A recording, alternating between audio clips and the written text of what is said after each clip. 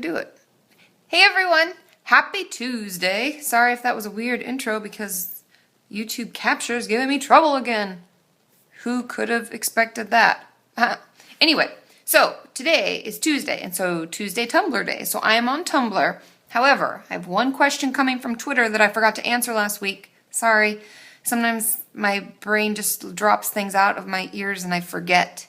So, without further ado, first question that's coming from Twitter is actually something interesting. I hadn't even thought about this, so thank you so much for asking it. Can we overthink ourselves into getting an eating disorder? And to be truthful, the real answer is no. We can't overthink and cause an eating disorder or any mental health disorder for that matter. However, if we are looking for an outlet, if we have no coping skills, like I talk about a lot, how this is just a coping skill for us because we don't have another way of coping with what's happening. If we're looking for a coping skill, then the focus and the obsession on our weight and the way we look can definitely be something that we can bring to fruition. So we could actually overthink it and create it if we're looking for a coping skill. Does that make sense? I hope that does. Okay? So that's number one. Number two is from Tumblr, and I'm not going to say anybody's names because Tumblr usually people like to remain anonymous, but it says, "Hey Katie, I've been talking to my closest friend about my eating disorder since last year, but recently she told me that she doesn't think I have one because I'm not thin. Now I feel very hurt and I can't look at her the same way. I feel like I need to express how I feel so I won't be holding it in, but I don't know what to say that won't make her feel bad. Do you have any suggestions?"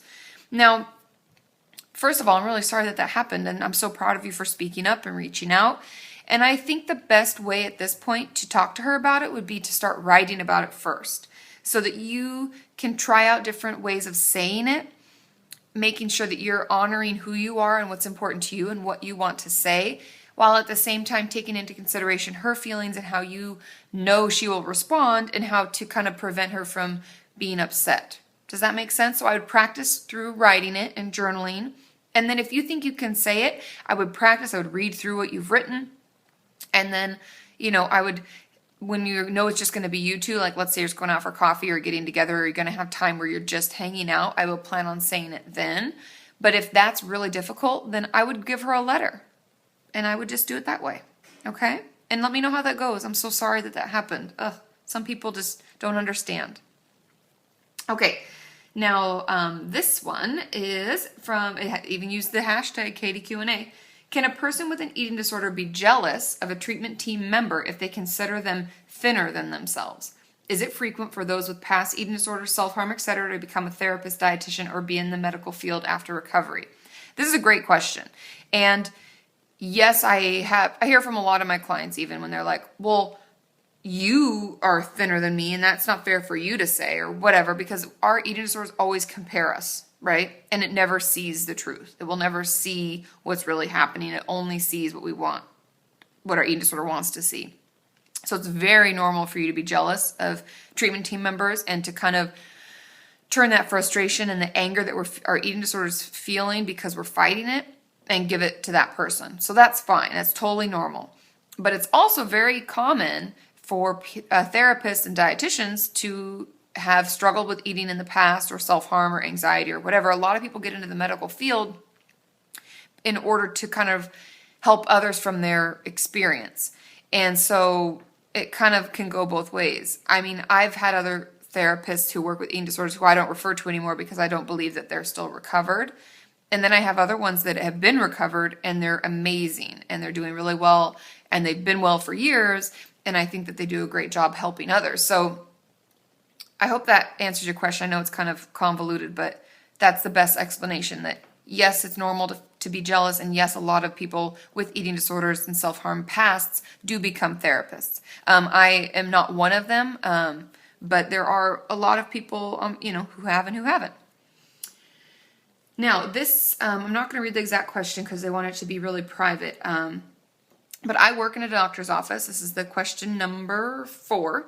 I worked in a doctor's office and was worried about a client having an eating disorder. So someone came in and she was worried that they may have issues. How can I make sure that I'm just not looking for it because of my own eating disorder issues? And that actually makes it an issue.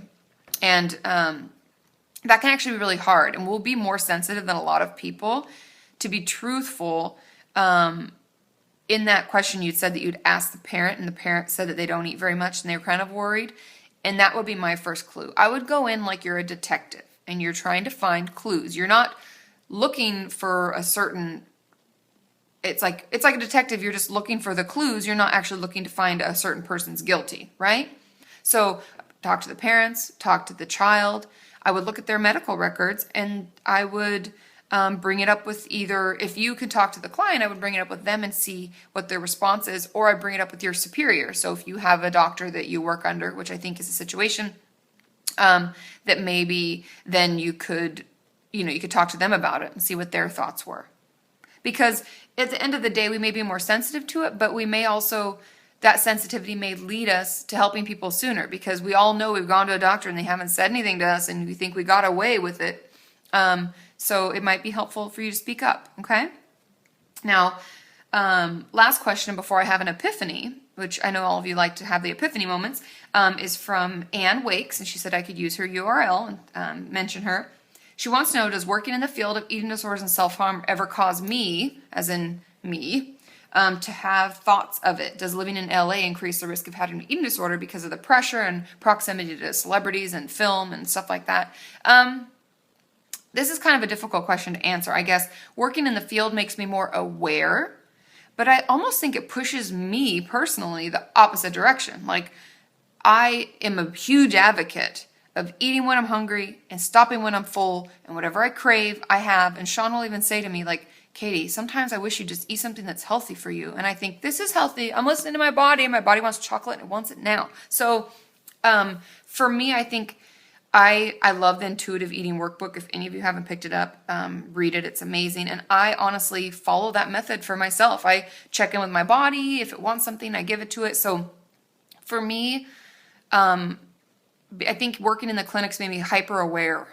And if I didn't take care of myself, if I didn't have my own therapy and take my own time to take care of my body and meditate and do the things that keep me, it could potentially harm me, I would think. But I haven't had any thoughts of like self-harm or suicide or any of that. But I'm just being honest since you're asking. So, and being in LA doesn't really put any pressure to be thin in my mind, because I'm not in the film industry. I mean, I guess I'm on YouTube, but I don't really feel like I have no desire to be an actress or anything. So I don't feel like I need to look a certain way. And but I do know that it's hard. I have had a lot of clients who were in, theater and film, and it is very hard on them, and that it's kind of not given them their eating disorder, but it's definitely influenced it and given it more pressure to keep it, okay? So last thing is my epiphany, and it actually answers one of Punk's questions on Tumblr, and it's a great question. And my epiphany actually happened today, because I had therapy today, this afternoon, and Jana, my therapist, was saying, I think you maybe need to take time to just feel and just let yourself feel, because the wedding is really stressful and it brings up a lot of emotions, and I am so busy that sometimes I don't think I stop to just cry or just be happy or just give myself time. I'm like rushing to the next thing, and I have these to-dos and blah, blah, blah, and it makes things crazy. And she was like, what if you took 10 minutes every other day to just feel? Just feel. Journal, listen to sad music, watch a chick flick, put on your Sex and the City, because I love Sex and the City, and just zone out, be a girl, do what you want to do. And I was like, yeah, you're right, because I used to take time to do that, but things have just gotten crazy. Planning a wedding is crazy, by the way. So I was thinking about that, and then when I read this question on Tumblr about how it was how to cope with too much, when too much is happening, everything's overwhelming. And in this instance, she's wanting to escape by using like unhealthy methods, like just sleeping all day or things like that. How do we get out of it? And I would allow yourself, we have to give ourselves some kinds of limits, right? And we have to kind of schedule. So I would make yourself get up at a certain time. I'd set an alarm. I'd get up, I'd get ready for my day. I'd set things to do. Today, I need to go into town. I have to get a coffee. And then I need to get this, I need to run by the post office or whatever. I'd offer to run errands for your parents if you can, or walk the dog, or any kind of to-dos that you can do. I would get yourself up and out, and I would allow yourself 20 minutes to be sad or to be overwhelmed or to journal. Like, give yourself a constructive amount of time. And I know that sounds really difficult, but I promise it will really help, because we have to give ourselves limitations when we find ourselves like spiraling. Do you ever just feel like you're like circling the drain of it because you're like overthinking and I feel overwhelmed and we're not getting anywhere? So I would give yourself 20 minutes just to process it and move forward with it. And we can even set goals for the next day. Tomorrow I'd like to figure this portion out and think about this and take time to talk about that with my mom or my sister or my brother or my therapist or whoever, right? And I hope that helps, because I have to take time to let myself kind of feel it and just be present and enjoy.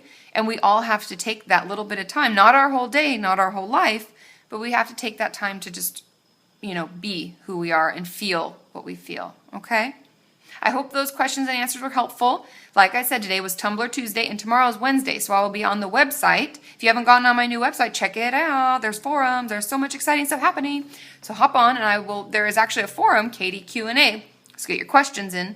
And I also will be on YouTube a little bit answering some of the questions in the comment section of my latest Monday video. So I hope you all have a great evening, and I will talk to you soon. Bye!